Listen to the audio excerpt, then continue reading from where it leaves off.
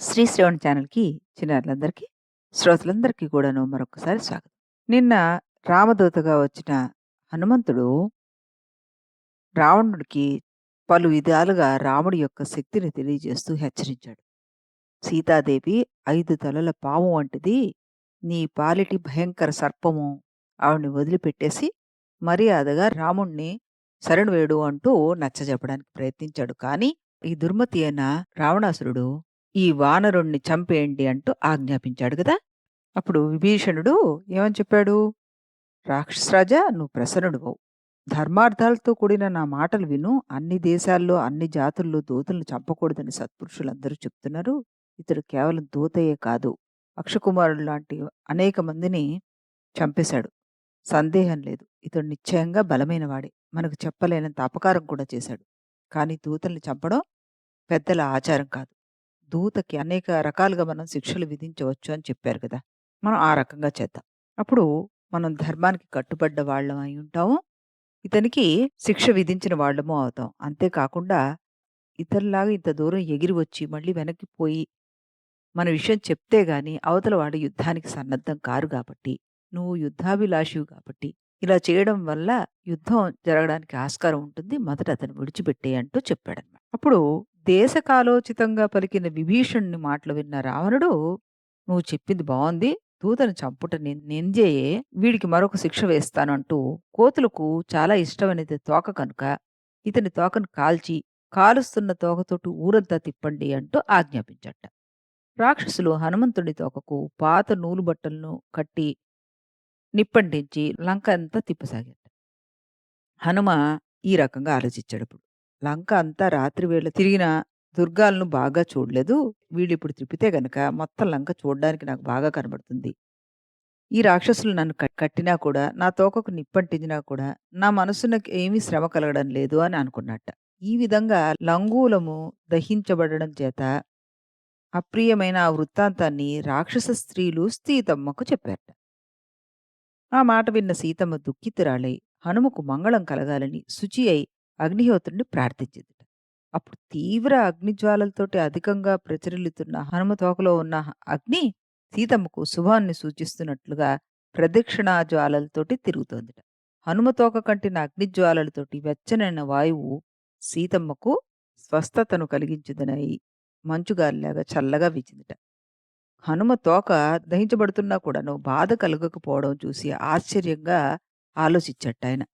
సీతమ్మకు నాపై గల జాలి, రాముడి తేజస్సు, మా తండ్రికి అగ్నితో గల స్నేహం ఈ కారణాల చేత అగ్నిదేవుడు నన్ను దహించట్లేదు అనుకుని ఒక్కసారిగా గర్జించి పైకెగిరాడు. మహావేగం గలవాడై ప్రహస్తుని భవనం వైపు దూకి అచ్చటి నుండి నిప్పంటించట. మహాపార్శ్వుణ్ణి, వజ్రదంతుణ్ణి, ఇంద్రదత్తుని భవనాలన్నిటినీ కూడా నిప్పంటించేసుకుంటూ చాలా భవనాన్ని కాల్చేసి విభీషణుని భవనాన్ని మాత్రం వదిలిపెట్టేశాడు. తర్వాత రావణాసుడి భవనానికి నిప్పంటించట. ఈ విధంగా అనేకులగు రాక్షసులను చంపి, వనమును పాడు చేసి, రాక్షస భవనాలన్నిటినీ అగ్నికి ఆహుతి చేసి, మనస్సులో శ్రీరాముడిని స్మరించుకుని నిలిచాట. దేవతలందరూ హనుమంతుణ్ణి స్తుతించారు. లంకంతను కాల్చి, ఆ తోక ఎందలి నిప్పును హనుమ సముద్రంలో చల్లార్చాడు. కొండ మీద నుండి మండి ధ్వంసం అవుతున్న లంకాపట్నాన్ని చూసి హనుమ ఇలా అనుకున్నట్ట. లంకంతా కాలిపోయింది. సీతమ్మ కూడా కాలిపోయి ఉంటుందేమో. సీతమ్మ నశించడం నిశ్చయం.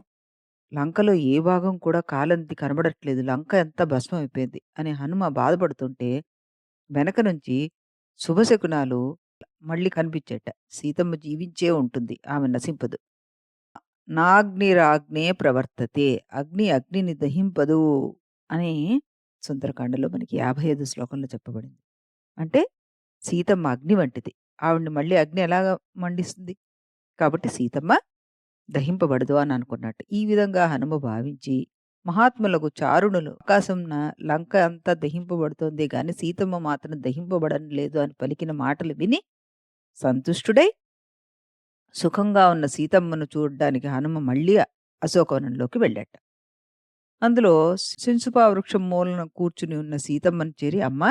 అదృష్టవశాన సుఖంగా నేను నిన్ను చూడగలిగితిని" అని బయలుదేరబోచున్న హనుమను చూసి సీతమ్మ భర్త యందు ప్రేమతోటి మరలా హనుమతోటి ఇలా అందిట. ఈ కార్యం సాధించడంలో నీవొక్కడివే సమర్థుడవు. నీ బలము ప్రశంసనీయం.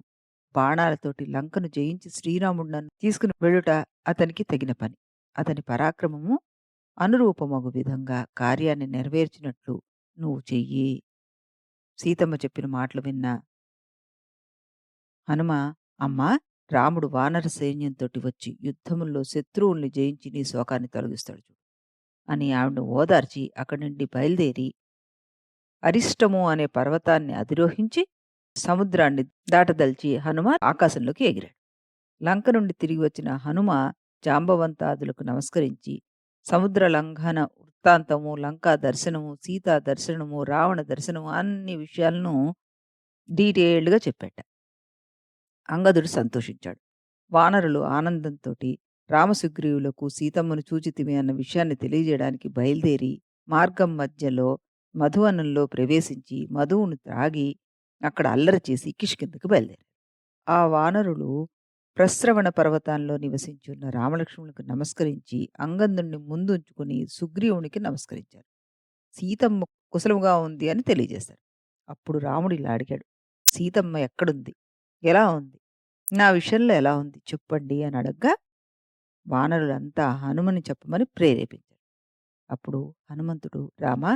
సీత వృత్తాంతాన్ని తెలియజేస్తూ అశోకవనంలో నిర్బంధింపబడి ఉండడం, రాక్షస స్త్రీల చేత భయపెట్టబడి ఉండడం, సీతకు రాముని అందుగల అనురాగము మరియు సీతమ్మ చెప్పిన విషయాలన్నీ చెప్తూ, రామా! చిత్రకూట పర్వతమున కాకి విషయమున మీరు అనుసరించిన విధానము నీకు గుర్తుగా చెప్పమంది. ఇతడు నువ్వు చూసిందంతా రాముడితో విన్నవించమని కోరింది నన్ను అంటూ చెప్పాడు. సీతమ్మ ఈ మణి పదిలముగా దాచి మీకివ్వమని చెప్పింది రామా అన్నాడు. బొట్టు చెరిగినప్పుడు మనస్సిలతోటి బొట్టు పెట్టిన సంగతి జ్ఞాపకం చేయమంది. రామా! సీతాదేవి 1 నెల మాత్రం జీవిస్తుందిట. నెల దాటినా జీవించనని నాతో చెప్పేసింది. అంతట నేను సీతమ్మతోటి, అమ్మా! శత్రువుల్ని జయించి వనవాసాన్ని పూర్తి చేసి రాముడు అయోధ్యలో నీతో పట్టాభిషిక్తుడు అవడం నేను త్వరలో చూస్తాను అంటూ ఆవిడని ఓదార్చాను. ప్రసన్నురాలై శాంతిని పొందింది. ఆవిడ కొరకు నువ్వు బాధపడుతున్నావని తెలిసి ఆవిడ కూడా బాధపడింది అని హనుమ సీతమ్మ చెప్పిన విషయాలన్నీ రాముడికి తెలియజేశాట.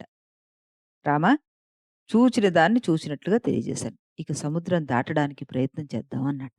హనుమంతుడు లంకానగర విషయాలను, సీతమ్మ చెప్పిన విషయాలను ఉన్నదున్నట్లుగా చెప్పినప్పుడు ఆ మాటలు విని రాముడు సంతోషిస్తూ ఇలా పలికాట. హనుమంతుడిప్పుడు సీతను చూసి వచ్చి నన్ను, రఘువంశాన్ని, లక్ష్మణుని రక్షించిన వాడయ్యాడు.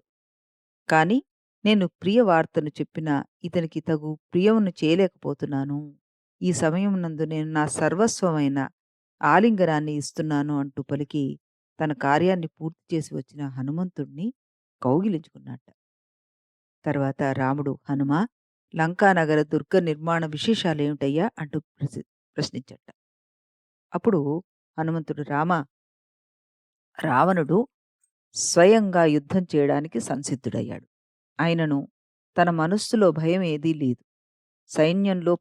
సైన్యములను పరిరక్షించడంలో ఏమారుపాటు లేకుండా ఉత్సాహవంతుడై ఉన్నాడు. ఆ లంకలో దేవతలు కూడా ప్రవేశింపజాలరు. ఆ లంకాపట్నం చుట్టూ నదీ దుర్గము, పర్వత దుర్గము, వనదుర్గము, ప్రాకారాలు ఉండడం చేత కృత్రిమంగా ఏర్పరిచిన దుర్గాలు 4 దుర్గాలు ఆ లంక చుట్టూ ఉన్నాయి.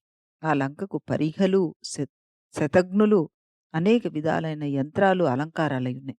తూర్పు ద్వారం నందు 10,000 మంది రాక్షసులు, దక్షిణ ద్వారం మీద 1,00,000 మంది రాక్షసులు, పశ్చిమ ద్వారం నందు 10,00,000 మంది రాక్షసులు, ఉత్తర ద్వారం నందు 1,00,00,000 రాక్షసులు కాపలా కాస్తున్నారు. ఇక లంక లోపలికి 1,00,00,000కి మించి రాక్షసులున్నారు అంటూ చెప్పాడు. లంకలో ప్రవేశించడానికి వానర సైన్యం అంతా కలిసి వచ్చేట్టుగా ఆజ్ఞాపించి మంచి ముహూర్తం నందు ప్రయాణం చేయడానికి నిశ్చయం చేయండి అంటూ పలికెట్ట. మరి ఇక్కడ ఈయన ఇలా చెప్పుకున్నాడు. అక్కడ మరి లంకలో ఏం జరుగుతోంది?